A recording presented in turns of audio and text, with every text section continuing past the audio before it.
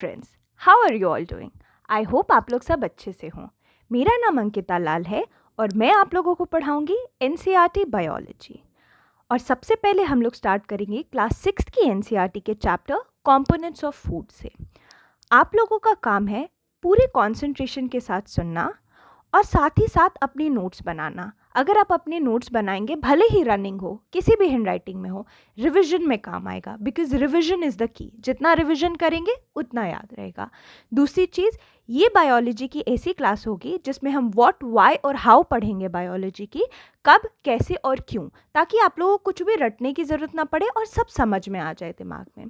दूसरी चीज़, एनसीईआरटी की क्योंकि ये बीपीएससी कॉन्सेप्ट वाला है तो हम एक एक कॉन्सेप्ट समझेंगे एनसीईआरटी की और इसी के साथ प्रोसीड करेंगे। ओके, चलिए तो शुरू करते हैं। चलो, पहला चैप्टर जैसे कि हम पढ़ने वाले हैं वो है components of food. Let's start. So सबसे पहले food. What is food? So food is any substance that is consumed. ऐसी कोई चीज़ जिसको हम कंज्यूम करते हैं यानी कि खाते हैं।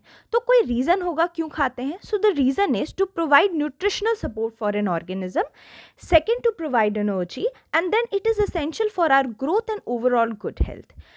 ग्रोथ होगी और गुड हेल्थ होगी, एनर्जी होगी और न्यूट्रिशन होगा, इसके लिए हम लोग खाना खाते हैं। ओके, ये चीज़ नोटिस की गई है कि बहुत ज़्यादा वेरिएशन है हमारे खाने में, जो हम अलग अलग रीजन्स में खाते हैं उस हिसाब से। एनसीईआरटी की एक्टिविटी के अगर अकॉर्डिंग जाएं तो उसमें हमें एक एक्टिविटी भी करने को मिली है जिसमें हम अलग अलग रीजन्स के फूड देखते हैं, पंजाब, आंध्रा वगैरह के। तो ये वेरिएशन जैसा कि आप इस इमेज में देख सकते हो, हर स्टेट में अलग वेरिएशन है। बिहार की बात करें तो लिट्टी चोखा, पंजाब की बात करें तो मक्के दी रोटी, सरसों दा साग, है ना। चलो, वेरिएशन देख लिया हमने, आगे बढ़ते हैं। Food material and sources. Food आता होगा किसी सोर्स से, तो आता होगा जिससे हम उसको कंज्यूम करते हैं। तो दो सोर्स है, एक है प्लांट सोर्स एंड दूसरे एनिमल सोर्स। कोई भी खाने का दो सोर्स होता है।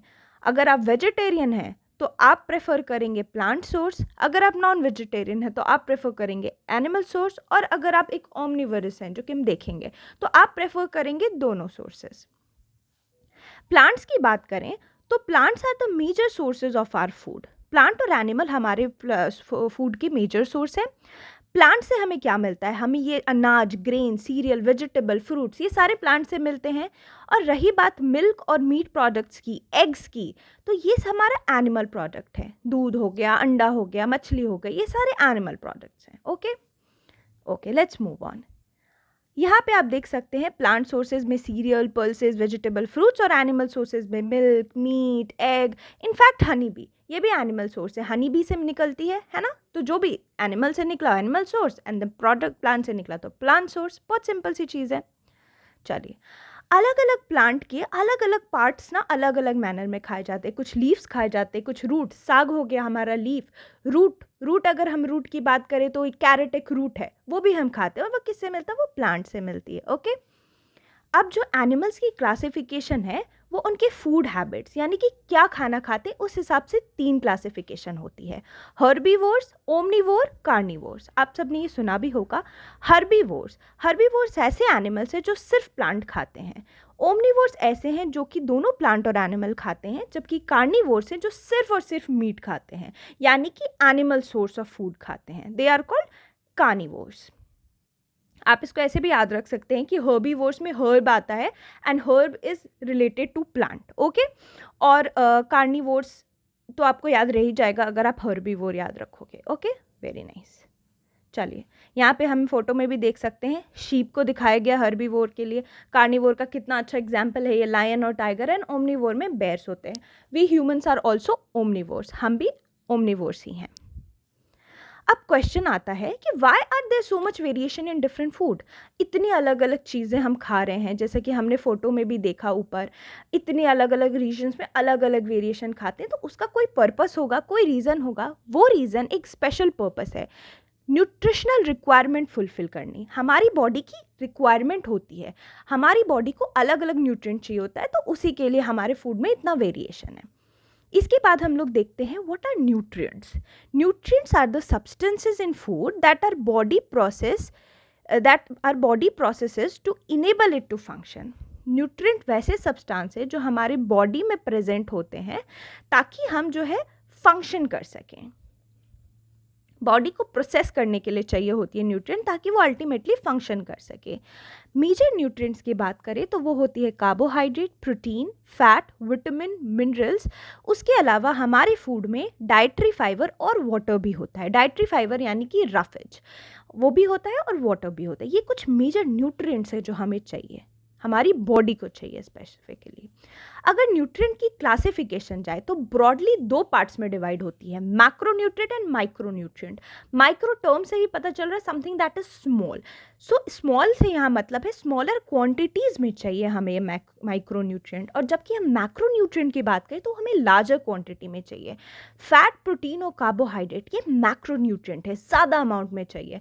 जबकि विटामिन और मिनरल्स जो है वो हमें माइक्रो, छोटे क्वांटिटी में चाहिए। बट इसका मतलब ये नहीं है कि इंपॉर्टेंट नहीं है, these are equally important and at the same time they are consumed in small quantities. Okay, चलिए अब यहाँ पे अगर हम इस इमेज में देखें तो वही हमने जैसे बात करी प्रोटीन, विटामिन और प्रोटीन, कार्बोहाइड्रेट और फैट की, तो ये माइक्रोन्यूट्रिएंट है। लिपिड से कंफ्यूज नहीं होना है, lipid is the another name of fat only, ठीक है।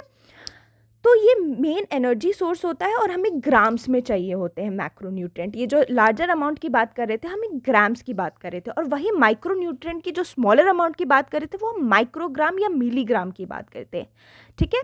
और ये भी एसेंशियल है हमारी हेल्थ के मेंटेनेंस के लिए, इक्वली इंपॉर्टेंट है, विटामिन्स एंड मिनरल्स। चलो let's start about our nutrients. हम एकदम डेप्थ में न्यूट्रिएंट्स देख रहे हैं। सबसे पहला न्यूट्रिएंट है carbohydrate. Carbohydrate is the main source of energy, energy giving food होती है कार्बोहाइड्रेट। और तीन तरह के कार्बोहाइड्रेट्स देखे जाते हैं। पहला है फाइबर, शुगर एंड स्टार्च, ठीक है। फाइबर में हमारे ग्रेन्स जो होते हैं ना उनमें फाइबर देखा गया है, वो भी एक कार्बोहाइड्रेट है। स्टार्च जो हम पोटैटो खाते हैं दैट इज स्टार्च। और शुगर इज सिंपल शुगर, हम सब समझते हैं चीनी क्या होती है। देखो जो हमारे कार्बोहाइड्रेट्स हैं ये हमें हेल्दी डाइट मेंटेन करने में मदद करते हैं और ये एनर्जी के मेन सोर्स होते हैं। Potato, sugar cane, mango, wheat, rice, बाजरा, मक्के, ये सारे कार्बोहाइड्रेट के सोर्सेस हैं। कार्बोहाइड्रेट की भी ना टाइप्स होती है। दो तरह के कार्बोहाइड्रेट है, सिंपल एंड कॉम्प्लेक्स। नाम से पता चल रहा है simple, simple that is something जो हम लोग की बॉडी में सिंपली ईजिली डाइजेस्ट हो जाए। सिंपल का यहाँ डाइजेशन से लेना देना, और अगर कोई चीज़ जल्दी डाइजेस्ट हो जाती है तो वो हम लोग को बर्स्ट ऑफ एनर्जी प्रोवाइड करते हैं, यानी तुरंत डाइजेस्ट हुआ तुरंत एनर्जी दे दी। वही अगर कॉम्प्लेक्स कार्बोहाइड्रेट की बात करें तो ये हमारी बॉडी को ज़्यादा टाइम लेती है ब्रेक डाउन होने में, यानी डाइजेस्ट होने में, और इस वजह से ज़्यादा देर एनर्जी टिकती है। ज़्यादा टाइम लेगी, ज़्यादा देर तक एनर्जी देती रहेगी। सिंपल सा फंडा है भैया, नाम से ही पता चल रहा है, simple as well as complex. हमने अगर एग्जाम्पल्स देखने हैं तो कॉम्प्लेक्स कार्ब में हो गया जो हम ये आटा रोटी खाते हैं, जो हम स्वीट पोटैटो खाते हैं या फ्रूट्स खाते हैं, ये सारे कॉम्प्लेक्स कार्ब हैं, ये टाइम लेते हैं। जबकि जो हम जंक फूड खाते हैं जैसे कि डोनट्स हो गए, चॉकलेट्स हो गए, हमारे एनर्जी ड्रिंक्स हो गई, कुकीज़ हो गई, ये ना तुरंत से डाइजेस्ट हो जाती है, तुरंत एनर्जी देती है एंड ख़त्म, आपको पता भी नहीं चलता। इसलिए बोला जाता है कि जंक फूड अवॉइड ही करा जाए। जंक फूड हमें एकदम इंटायरली अवॉइड करना चाहिए। कोशिश करें जितनी हेल्दी खानी है, कभी कभी खा सकते हैं जंक फूड। चलो next important nutrient is fats. Fats की बात करें तो fat is also very important and it gives twice of calories. Calories यहाँ पे क्या थी मैंने आपको पहले बताया, एनर्जी की unit. Twice amount of energy जो हमें कार्बोहाइड्रेट और प्रोटीन से मिलती है उससे भी दुगना जो हमें एनर्जी मिलता है वो फैट से मिलती है। अगर हम देखें तो 1 ग्राम फैट में 9 कैलोरीज होती हैं, जो कि बहुत ज़्यादा अमाउंट है। सोर्सेज की बात करें तो फैट के 2 सोर्सेज है, सिर्फ एनिमल प्रोडक्ट से ही फैट नहीं मिलता, प्लांट प्रोडक्ट से भी मिलता है।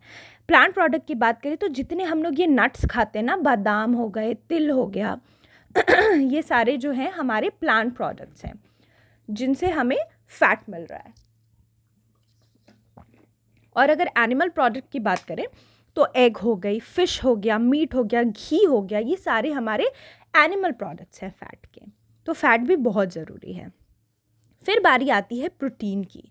प्रोटीन को ना बॉडी बिल्डिंग फूड कहते हैं, क्योंकि जो हमारी बॉडी में ग्रोथ और रिपेयर होता है ना, ये काम प्रोटीन का होता है। ये हमारी बॉडी में ग्रोथ और रिपेयर कराती है, ग्रोथ एंड रिपेयर, ये फंक्शन किसका है? ये फंक्शन हमारे प्रोटीन भैया का है। ठीक है जी, ओके। प्रोटीन के भी दो सोर्सेज हैं, plant as well as animal. Plant source में देखा जाए तो तुअर दाल, ये सारे दाल वगैरह हो गए, सोयाबीन वगैरह हो गए, सारे प्रोटीन ही हैं। ये दालों में लेंटिल दाल है ना, उसको लेंटिल भी बोलते हैं तो अगर लेंटिल दिखे तो कंफ्यूज नहीं होना। लेंटिल जो है वो सारे आपको प्रोटीन देते हैं। और वही अगर एनिमल प्रोडक्ट्स की बात करें तो egg, fish, meat, milk, paneer, इन सब में प्रोटीन होता है। ये सारी चीज़ें प्रोटीन के सोर्स हो गए। Dietary fibre and roughages. अब रफेज का क्या काम है? रफेज के बारे में जो आपको सबसे इंपॉर्टेंट चीज़ याद रखनी है कि roughage does not provide any nutrient to the body. Roughage कोई न्यूट्रिएंट नहीं प्रोवाइड करता है, तो फिर ये इंपॉर्टेंट क्यों आपके दिमाग में आएगा? हम क्यों बोलते हैं रफेज खाओ, साग खाओ? इसलिए क्योंकि जो हमारा एक्सक्रीशन है, डाइजेशन प्रोसेस है, उसमें ना बल्क क्रिएट करने की ज़रूरत होती है। अगर हमें अच्छे से डाइजेस्ट करवाना है तो हमें रफेज खाने की ज़रूरत है। अनडाइजेस्टेड फूड निकालने का एक तरीका है रफेज खाना। ये हमारे बॉवल सिस्टम बोलते हैं, जो हमारा ये इंटायर एक्सक्रीशन, उसको बॉवल सिस्टम भी बोलते हैं।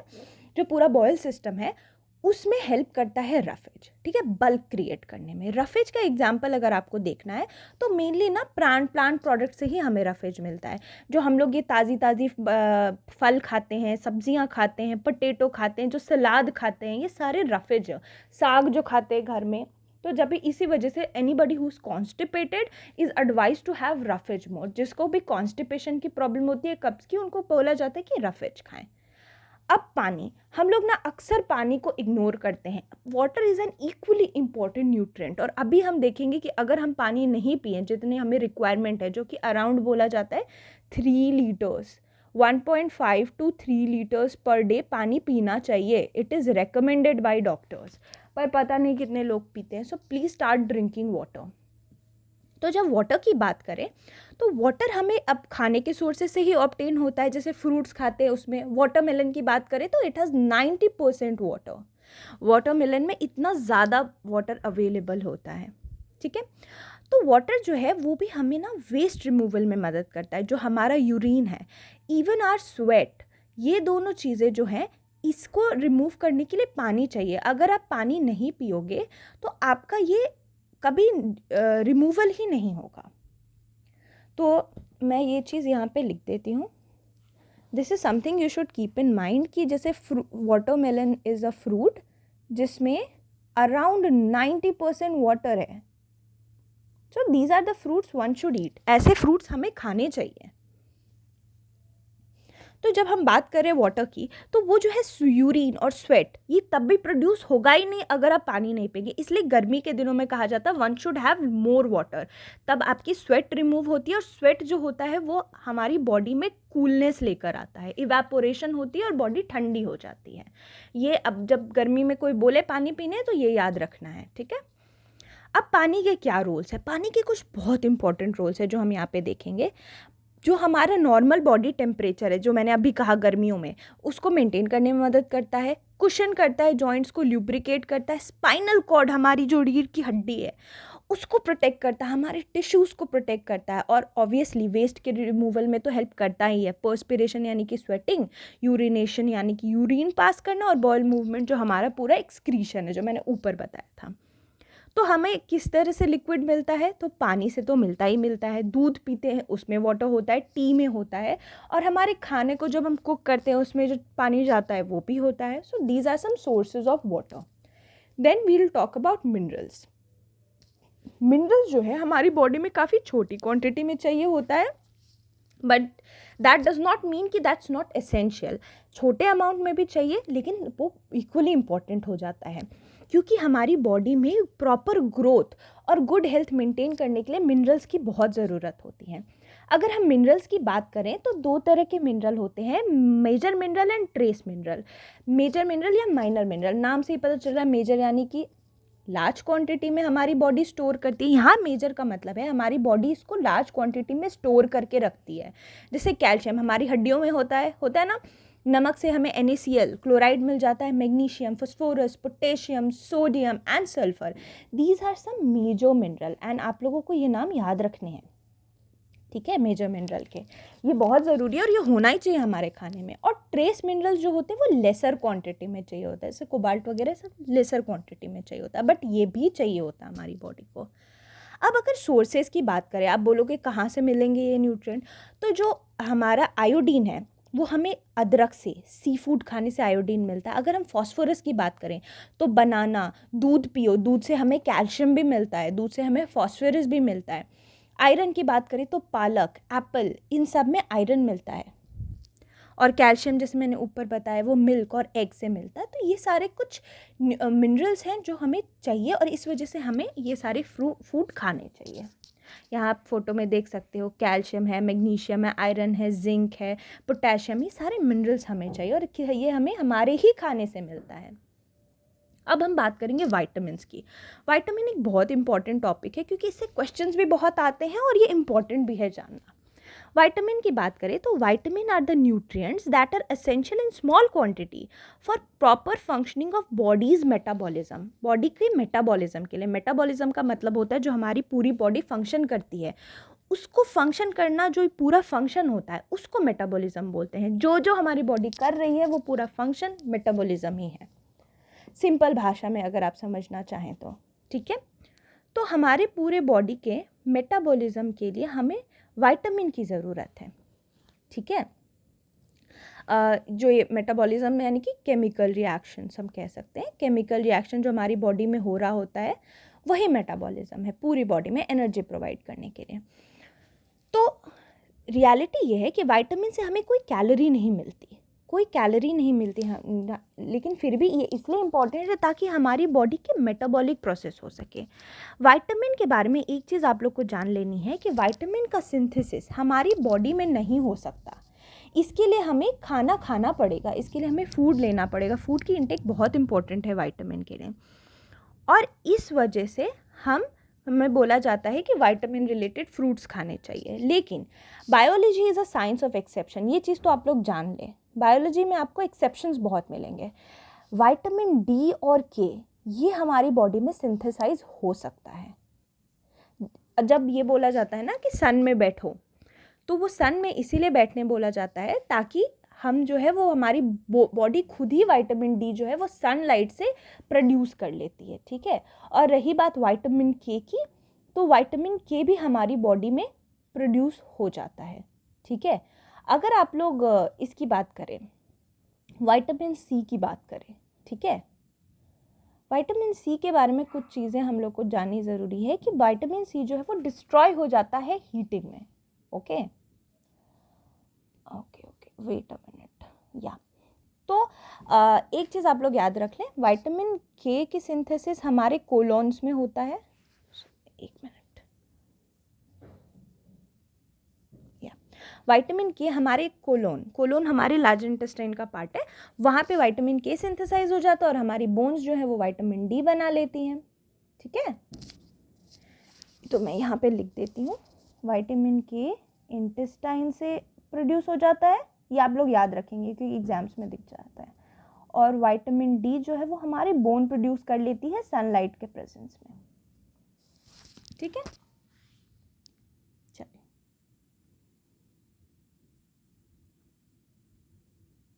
ओके ओके, तो वेट अ मिनट, जो हम विटामिन डी जो है वो हमारी स्किन प्रोड्यूस करती है। ठीक है, स्किन प्रोड्यूस करती है किस में, सनलाइट की प्रेजेंस में। स्किन से हमारे विटामिन डी बन जाता है और इंटेस्टाइन स्पेसिफिकली जाएं तो कोलोन से विटामिन डी बन जाती है। ठीक है, सनलाइट की प्रेजेंस में। तो ये चीज़ आप याद रखेंगे। सारे विटामिन हमारी बॉडी से नहीं मिलते, बट ये दोनों के and D R specifically important. अब हम देख रहे थे कि विटामिन सी डिस्ट्रॉय हो जाती है हीटिंग से, और अगर विटामिन डी की एब्सेंस हो गई बॉडी में तो हमारे बॉडी में कैल्शियम डेफिशिएंसी भी हो जाएगी, कैल्शियम भी नहीं होगा। विटामिन टर्म जो है वो फांक ने कॉइन किया था, ये साइंटिस्ट का नाम है। चलिए, अगर विटामिन की बात करें तो विटामिन भी दो तरह के होते हैं, सॉल्युबिलिटी के बेसिस पे। जब भी हम कुछ क्लासीफाई करते हैं तो किसी बेसिस पे करते हैं, तो यहाँ पे सॉल्युबिलिटी के बेसिस पे, घुलन शक्ति के बेसिस पे दो तरह के विटामिन होते हैं। One is water soluble and other is fat soluble.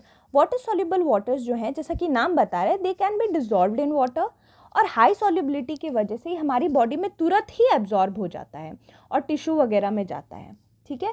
लेकिन क्योंकि ये इतनी जल्दी एब्जॉर्ब भी हो जाता है, इस वजह से वो हमारी बॉडी से निकल भी बहुत जाता है, वो स्टोर नहीं हो पाता हमारी बॉडी में। इस वजह से बोला जाता है जो विटामिन वाटर सॉल्युबल होते हैं वो हमें डेली बेसिस पे कंज्यूम करना चाहिए, जबकि जो फैट सॉल्युबल विटामिन होते हैं वो फैट्स में डिज़ोल्व हो जाते हैं और इस वजह से वो स्टोर्ड हो जाते हैं।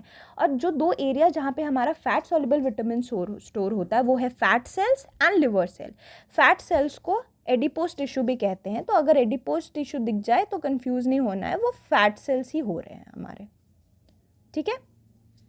चलिए, तो फैट सेल्स में और लिवर में हमारा फैट सोल्यूबल विटामिन आ गया, और जो है इस वजह से जो हाई फैटी फूड्स होते हैं उसमें फैट सोल्यूबल विटामिन होता है। अब एग्जाम्पल बहुत इंपॉर्टेंट, जो फैट सोल्यूबल विटामिन है वो होते हैं ए, डी, ई एंड के। अगर इसको याद रखना है तो एक नेमोनिक मैं आप लोगों को दे सकती हूँ, जैसे कि ADEK, okay, you can remember with a headache, okay. तो फैट सोल्यूबल जो है वो एडेक, ए डी ई के, हेडेक। आप अपनी तरफ से कोई भी नेमोनिक बना सकते हैं, that is up to you. ये जस्ट मैंने आप लोगों को एक प्रॉम्प्ट दिया कि इससे आप याद कर सकते हैं, ठीक है। अब बारी आई वाटर सॉल्युबल की, तो वो बी और सी होते हैं, ठीक है। बी और सी जो है वो वाटर सॉल्युबल विटामिन है, okay. Let's move forward. Next है, यहाँ पे कुछ वाइटामिन्स हैं जिनके साइंटिफिक नेम दिए हुए हैं। एग्जाम्स में कई बार वाइटामिन का बी, सी, डी ना देकर ये लोग साइंटिफिक नेम दे देते हैं, तो दिक्कत हो जाती है। तो ये याद रखने के लिए बहुत ज़रूरी है कि आपको साइंटिफिक नेम थोड़े से पता हों, तो क्वेश्चंस जल्दी सॉल्व हो जाएंगे। विटामिन ए को रेटिनॉल बोलते हैं। B1, बी जो होता है ना, बी कॉम्प्लेक्स होता है, इसमें बहुत सारे विटामिन आते हैं, B1, B2, B3, B6, B6, B3, B7, B9, B12, vitamin C and vitamin D, E and K. अगर ये सारी चीज़ देखें हम लोग, तो ए को रेटिनॉल बोलते हैं, B1 को थायामीन बोलते हैं, B2 को राइबोफ्लेविन बोलते हैं, B5 को पैंथोथेनिक एसिड बोलते हैं, B6 को पेरिडॉक्सिन बोलते हैं, B3 को नायासिन बोलते हैं, B7 बायोटीन होता है, B9 फोलिक एसिड होता है, B12 कोबालामीन होता है, विटामिन सी को एस्कॉर्बिक एसिड बोलते हैं, और this is the most important, ascorbic acid. ये सबसे इम्पॉर्टेंट है क्योंकि बहुत एग्जाम्स में भी आया है, and this is pretty important for you all, so I'll mark it as star mark कर देती हूँ, ठीक है। And then there is vitamin D, calciferol. जिन पे स्टार मार्क कर रही हूँ they are much more important, क्योंकि इनके ना डायरेक्ट नाम आपको दिख जाएंगे। विटामिन ई को टोकोफेरॉल कहते हैं और विटामिन के को फाइटोमिनाजोन बोलते हैं, ठीक है। और रेटिनॉल भी इम्पॉर्टेंट है, vitamin A, okay. These are सब इम्पॉर्टेंट विटामिन्स जिसके नाम हम लोगों को पता होने चाहिए। Retinol, thiamine, ascorbic acid, calciferol. Vitamin D आप याद रख सकते हो कैल्सिफेरॉल से, क्योंकि विटामिन डी मैंने ऊपर बताया था कि अगर विटामिन डी की डेफिशिएंसी हो जाती है तो कैल्शियम की भी हो जाती है। So that is why it's scientific name is calciferol. Calcium metabolism में बहुत बड़ा रोल प्ले करता है। Vitamin E tocopherol and E is phytomenadione, ठीक है। विटामिन ई आपको कहाँ दिखता है? आपने विटामिन ई कैप्सूल वगैरह देखा होगा, जो भी ब्यूटी के प्रोडक्ट्स होते हैं उसमें विटामिन ई देखा जाता है, ओके। अब हम कुछ अगर सोर्सेज ऑफ विटामिन की बात करें तो विटामिन ए कहाँ मिलता है? विटामिन ए आपको डेयरी प्रोडक्ट्स में दिख जाएगा, ग्रीन लीफी वेजिटेबल्स में, डार्क ऑरेंज फ्रूट्स में, वेजिटेबल, ये सारे विटामिन ए के सोर्स हैं। अगर वही बात विटामिन बी की करी जाए तो dairy product, fish, meat, poultry, vegetable, fruits, ये सब में विटामिन बी है।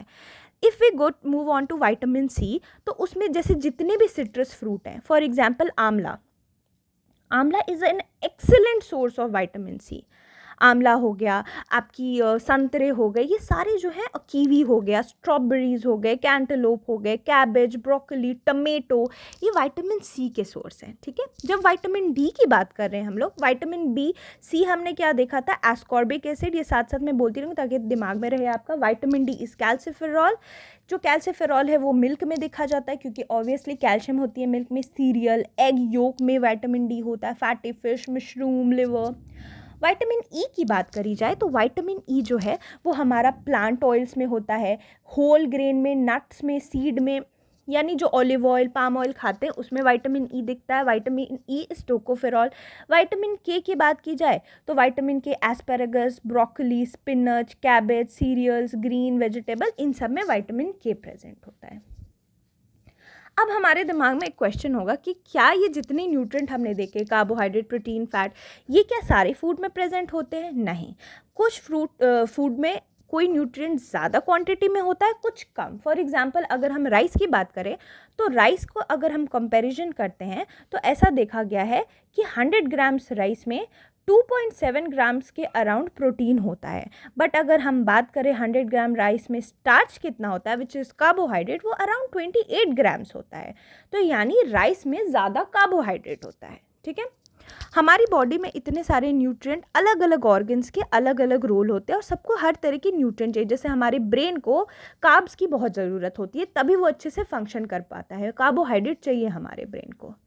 ठीक है, तो इससे रिलेटेड कुछ टेस्ट हैं। अगर आप कोई भी फूड खा रहे हो तो आपको न्यूट्रिएंट है कि नहीं ये पता करने के लिए कुछ टेस्ट हैं जो आप कैरी ऑन कर सकते हो। ये लैब में कैरी ऑन कर सकते हो और अगर आप घर ले आओ ये प्रोडक्ट्स तो घर में भी कैरी ऑन कर सकते हो।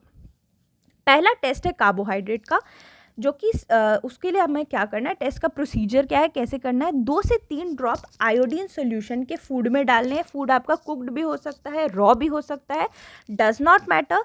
अगर ब्लू ब्लैक कलर आ जाता है दैट मीन्स कि फूड में स्टार्च है। अब अगर हम बात करें प्रोटीन की तो प्रोटीन जो है वो पाउडर्ड या पेस्ट फॉर्म में होना चाहिए, वो रॉ नहीं हो सकता। 2 ड्रॉप यहाँ हमें कॉपर सल्फेट डालने हैं और 10 ड्रॉप यहाँ पे कास्टिक सोडा डालना है। Caustic soda NaOH and copper sulphate CuSO4। Okay, तो इसको डालने के बाद प्रोटीन जो हमने पेस्ट फॉर्म में बनाया उसमें हमने 2 ड्रॉप ये डाल दिया, 10 ड्रॉप, उसको शेक करना है, कुछ मिनट्स के लिए वेट करना है। अगर वॉयलेट कलर आ जाता है यानी प्रोटीन है, अगर नहीं आता है तो प्रोटीन नहीं है आपके फूड में।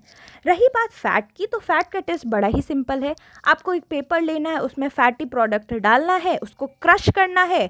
अगर आपको उस पेपर के ऊपर एक ऑयली पैच दिख जाता है, इसका मतलब कि आपके फूड में फ़ैट है। अगर ऑयली पैच नहीं दिखता है यानी आपके फूड में फ़ैट नहीं है। मान लीजिए आपने कोई ऐसा फूड लिया है जिसमें थोड़ा वाटर कंटेंट है, तो आप उस वाटर को पहले सोख लेंगे, पोंछ लेंगे अच्छे से, एंड देन आप ये पैच टेस्ट करेंगे, then it will be easier for you. अगर आपसे बोले कि इसमें क्या इंपॉर्टेंट है याद रखना, तो यहाँ इंपॉर्टेंट है कि ये ब्लू ब्लैक कलर इंडिकेट करता है स्टार्च, वॉयलेट कलर इंडिकेट करता है protein. This is important. And why did it happen? It happen because carbohydrate जो है उसमें आयोडीन रिएक्ट करता है स्टार्च के अमाइलोज पार्ट से। ये मैं बस ऐसे ही बता रही हूँ दिमाग में रखने के लिए कि ऐसा हुआ क्या, क्यों आयोडीन ने रिएक्ट किया अमाइलोज से। अमाइलोज बेसिकली स्टार्च के, जो स्टार्च जिससे बना होता है वो अमाइलोज, अमाइलोपेक्टिन होता है, वो छोटे छोटे कंपोनेंट है और वो ये रिएक्ट करते हैं और ये कलर दे देते हैं। रही बात प्रोटीन की, तो कॉपर सल्फेट यानी इसमें कॉपर आयन होता है, वो रिएक्ट करता है प्रोटीन से, एक कॉम्प्लेक्स बना देता है और वो वॉयलेट कलर देता है। ये जस्ट समझने के लिए कि ये हुआ क्यों, ऐसे तो कोई एक्सपेरिमेंट हो नहीं रहा होगा। ठीक है, बट आप लोगों को याद रखना है blue black colour, violet colour. और फैट का टेस्ट तो काफ़ी ईजी था, हमने देख ही लिया। यहाँ इस फिगर में आप लोग देख सकते हैं कि आयोडीन ओरिजिनली तो होता नहीं है ये blue black colour, iodine originally orange brown होता है। हमने इसको पोटैटो पे डाला, पोटैटो में देखा ब्लू ब्लैक हो गया क्योंकि पोटैटो में तो स्टार्च होता है, कार्ब्स होते हैं। ठीक है, ये हमने प्रोटीन का टेस्ट देखा, इसमें डाइल्यूट कॉपर सल्फेट डाला, पर्पल कलर हो गया यानी प्रोटीन प्रेजेंट है।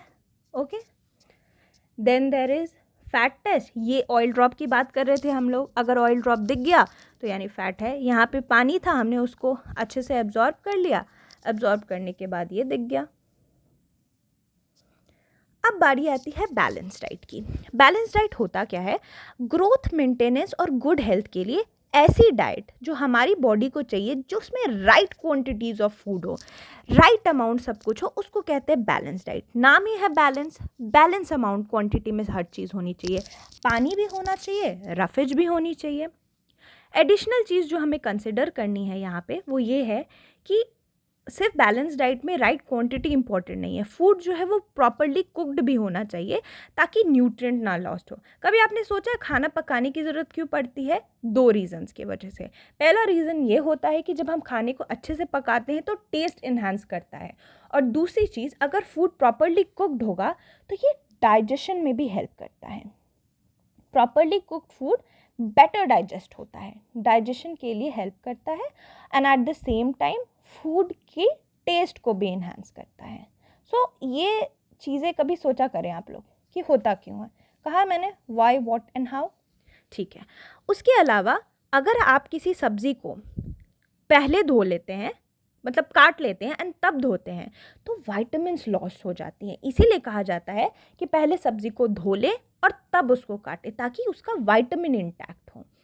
और आखिरी चीज़ कि विटामिन सी हीट में डिस्ट्रॉय हो जाती है, ये हमने ऊपर भी देखा था। इस वजह से अगर हमारा मील बैलेंस होता है तो हमारी बॉडी हेल्दी रहती है। सिंपल सी चीज़ है ये। अब हम अगर बात करें बैलेंस डाइट की, तो यहाँ आप लोग देख सकते हैं एक प्लेट की एग्जांपल है, इसमें प्रोटीन, फैट, ये सारी चीज़ें राइट क्वांटिटीज़ में हैं। Next is deficiency disease. Deficiency disease होती क्या है? डेफिशिएंसी का मतलब है जब एक या एक से ज़्यादा न्यूट्रिएंट बहुत लंबे समय के लिए हमारी बॉडी में ना रहे तो हमें हो जाती हैं डिजीज़ और डिसऑर्डर, उसको कहते हैं डेफिशिएंसी डिजीज़। अगर हमारी डाइट में कार्बोहाइड्रेट या प्रोटीन फॉर एग्जांपल नहीं है बहुत टाइम के लिए, तो ग्रोथ पूरी तरह से स्टॉप हो सकता है, which is how dangerous it is. आप लोग देख रहे हैं कितना डेंजरस है ये। उसके अलावा वो पर्सन लीन हो सकता है, वीक हो सकता है, थिन हो सकता है, और हो सकता है कुछ केसेस में मूव भी ना कर पाए। दैट्स वाई डेफिशिएंसी नहीं होनी चाहिए न्यूट्रिएंट की। अब हम लोग देखेंगे कार्बोहाइड्रेट डेफिशिएंसी के सिम्टम्स क्या होते हैं। अगर एनर्जी नहीं है, भूख नहीं लग रही, उल्टी आ रही है, कॉन्स्टिपेशन है, फटीग का मतलब आप वीक फील कर रहे हैं, तो इसका मतलब आपको कार्बोहाइड्रेट की कमी हो गई है। डेफिशिएंसी यानी कमी। प्रोटीन डेफिशिएंसी से क्या होता है? अगर किसी इंसान ने प्रोटीन नहीं खाया, हमने देखा था protein is body building food, तो उससे मैल न्यूट्रिशन यानी कि भूखमरी हो सकती है। एक डिजीज़ का नाम आपको याद रखना है, विच इज़ क्वाशियोरकोर। क्वाशियोरकोर एक ऐसी डिजीज़, और एक दूसरी मैरास्मस, ये दो ऐसे डिजीज़ हैं जो बच्चों में होती है। फोटो में आप देख सकते हैं, छोटे बच्चों में। मैरास्मस एक ऐसी डिजीज़ है जब इंसान को पूरी तरह से मैल न्यूट्रिशन हो जाए, प्रोटीन, फैट, कार्बोहाइड्रेट सबकी कमी हो जाए और वो पूरी तरह से भूखा हो जाए, तो उसको मैरास्मस हो जाता है, वो बच्चों में। वही अगर सिर्फ प्रोटीन की डेफिशिएंसी बहुत हाई लेवल में हो गई तो उसको क्वाशियोरकोर कहते हैं। क्वाशियोरकोर अगर पहचानना है किसी बच्चे में है यानी प्रोटीन की कमी, तो उसकी जो बेली होती है वो बाहर साइड आ जाती है, बट उसका जो पूरा शरीर है वो सूखा हुआ होता है। ये बताता है कि उस बच्चे को क्वाशियोरकोर है। ठीक है, ये है कुछ डिजीज़, विटामिन और उससे रिलेटेड डेफिशिएंसी। ये बहुत ही इंपॉर्टेंट चीज़ है एंड इससे ही क्वेश्चंस ज़्यादातर देखे गए हैं। विटामिन ए जो कि हमने ऊपर देखा था, रेटिनॉल, उसकी कमी से, डेफिशिएंसी से विजन में लॉस हो सकता है। सिम्टम्स क्या है? रात को दिखने में दिक्कत हो जाएगी, विजन लॉस हो जाएगा। सो विटामिन ए की डेफिशिएंसी से हमें ये होता है। विटामिन बी वन से होती है बेरीबेरी। बेरीबेरी एक ऐसी डिजीज़ है जिसमें मसल्स वीक हो जाते हैं और एनर्जी नहीं होती काम करने की। विटामिन सी की कमी से होता है स्कर्वी। स्कर्वी नाम तो बिल्कुल याद रखना है। एस्कॉर्बिक एसिड, विटामिन सी, इससे हमारे दांतों में ब्लीडिंग होने लगती है। वुंड को टाइम लगता है हील होने में। अगर मान लो कुछ पैर वैर कट गए, वो आपको हील होने में ही समय लगेगा, तो यानी आपको विटामिन सी की डेफिशिएंसी है। विटामिन डी अगर नहीं लेते हैं तो रिकेट्स हो जाती है। रिकेट एक बोन डिजीज़ है, इसमें बोन सॉफ्ट हो जाती है और बेंट हो जाती है, मुड़ जाती हैं। अगर कैल्शियम की डेफिशिएंसी है तो दांत सड़ने लगेंगे, बोन सड़ने लगेंगे, बोन वीक हो जाएगी, वीक बोन हो जाएंगे, दांत सड़ जाएंगे, तो यानी कैल्शियम की कमी है। अगर आयोडीन की कमी होती है, आयोडीन जो है हमारी बॉडी में एक ग्लैंड होता है जिसको बोलते हैं थायराइड ग्लैंड, इससे निकलती है ये आयोडीन। ये आयोडीन प्रोसेस करने में बहुत मदद करती है। तो अगर हमारी बॉडी में से आयोडीन की कमी हो जाती है तो गोइटर हो जाता है। और गोइटर जो ऐसी बीमारी है वो कैसे पता चलेगी? अगर हमारा किसी इंसान का गला स्वेल हो गया, और अगर बच्चों में गोइटर होता है तो मेंटल डिसेबिलिटी भी हो जाती है। अगर आयरन की कमी है तो उससे अनीमिया हो जाएगा, और अनीमिया वीकनेस। और इंडिया में, इनफैक्ट वर्ल्ड में ही ये देखा गया है कि जो फीमेल हैं उनमें अनीमिया बहुत ज़्यादा देखा गया है। ये है बेरीबेरी जो हमने बात की थी, विटामिन बी1 की डेफिशिएंसी। ये है स्कर्वी जो कि हमने बात की थी विटामिन सी की डेफिशिएंसी से। ये है हमारा रिकेट जिसमें हमने कहा था बोन्स सॉफ्ट और बेंट हो जाती हैं, यहाँ बेंट है। ये टूथ डिके है, जैसे कि देख सकते हैं दांत सड़ गए हैं। दिस इज़ गोइटर, गले में स्वेलिंग हो गई है, and this is anaemia. RBC की कमी हो जाना इज अनीमिया। तो ये थी कुछ डेफिशिएंसी डिजीजेस, डेफिशिएंसी से किसकी, न्यूट्रिएंट की। एक फाइनल चीज़ जो एनसीईआरटी में मेंशन है that is fortification of food. Food fortification होता क्या है, अगर हम डब्ल्यूएचओ की डेफिनेशन देखें तो फोर्टिफिकेशन का मतलब हुआ जो हम नॉर्मल स्टेपल फूड खाते हैं जैसे कि चावल दाल ये वो, उसमें अगर हम लोग डेलिबरेटली यानी खुद से माइक्रोन्यूट्रिएंट और विटामिन डालें ताकि लोगों के अंदर न्यूट्रिशन की क्वालिटी बढ़े, तो उसको फोर्टिफिकेशन कहते हैं।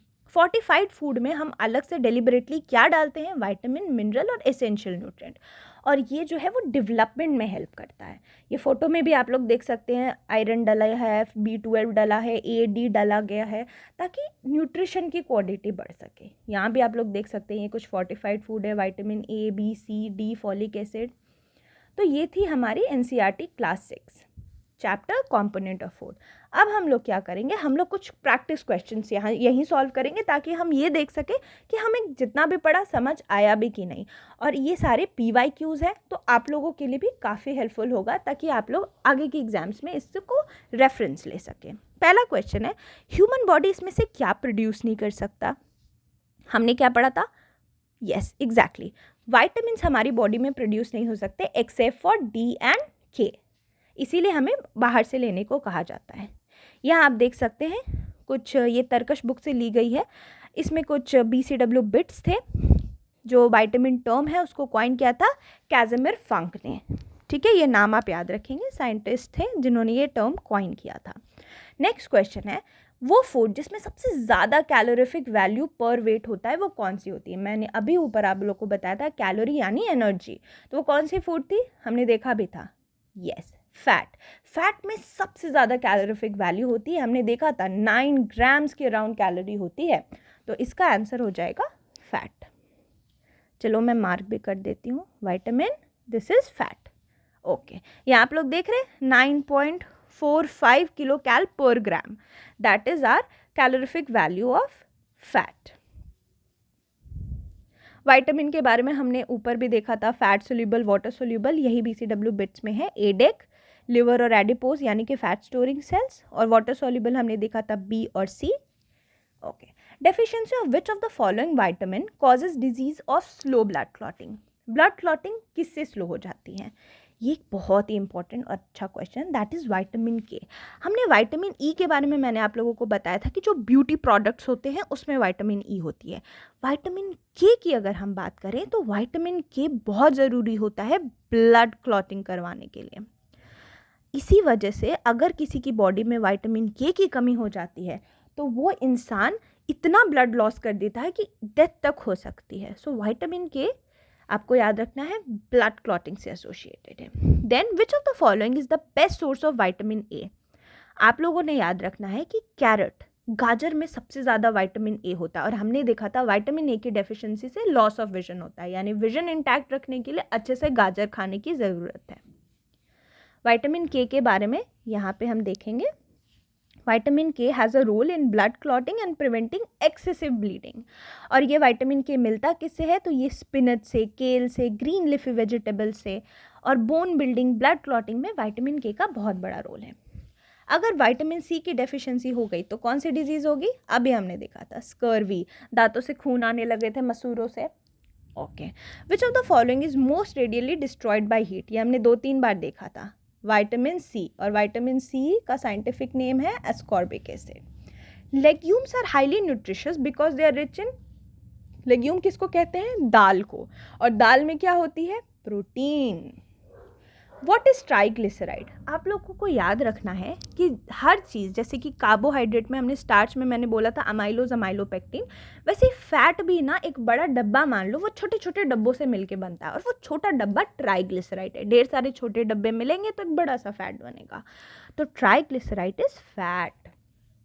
Milk is poor source of which of the following, दूध में ऐसी कौन सी चीज़ है जो नहीं मिलती, कैल्शियम तो मिलता है भैया, प्रोटीन भी मिलता है, कार्ब्स भी मिलते हैं, विटामिन सी नहीं मिलता है हमारे दूध से, तो ये याद रखना है।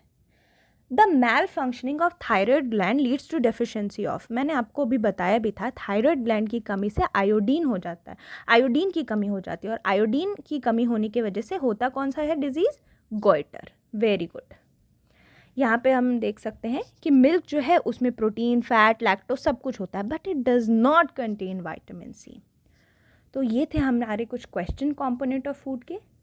आप लोग सब ये सारी चीज़ें एक बार रीड करेंगे, सारे विटामिन वगैरह, और अच्छे से देखेंगे एंड कमेंट सेक्शन में बताएंगे कि आप लोगों को ये सेशन कैसा लगा। कोई भी डाउट हो वो आप लोग कमेंट सेक्शन में पोस्ट करेंगे। एंड हाँ, पढ़ते रहें, आगे बढ़ते रहें, और मिलते हैं दूसरी क्लास में। With this I conclude.